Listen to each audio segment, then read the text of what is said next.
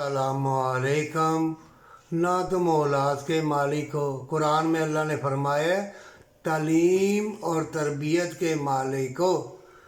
अगर तुम मालिक बनोगे तो औलाद जूते मारेगी। ओल्ड हाउस भर गए हैं, ये मेरी जायदाद और इंसाफ तुम्हें नहीं मिलेगा किसी से भी।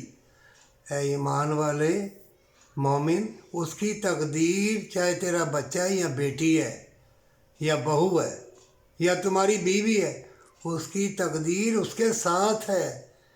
तेरी तकदीर में अगर नेकी लिखी है तो भलाई के काम अगर कर रहे हैं, अल्लाह की रहमत तेरे ऊपर है तो टकरे मार रो गिर करा, और जो भटक गया उनके लिए दुआए खैर कर, क्योंकि दर्स अवलीन तरजीह है।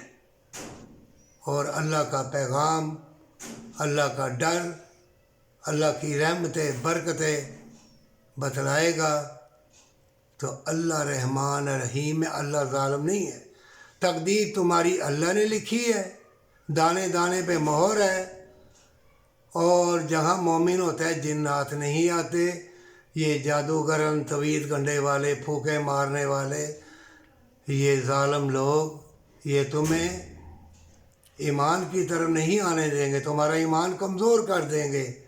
तुम्हारा ईमान मजबूत होगा, बरकत वाली कमाई, माँ बाप के कदमों को हाथ लगाओगे, हक हलाल की कमाई से अपना आप और अपनी औलाद को पालोगे, फिर अल्लाह तुम्हारे लिए इल्म के हिकमत के दरवाज़े खोल देगा और तुम गालिब रहोगे।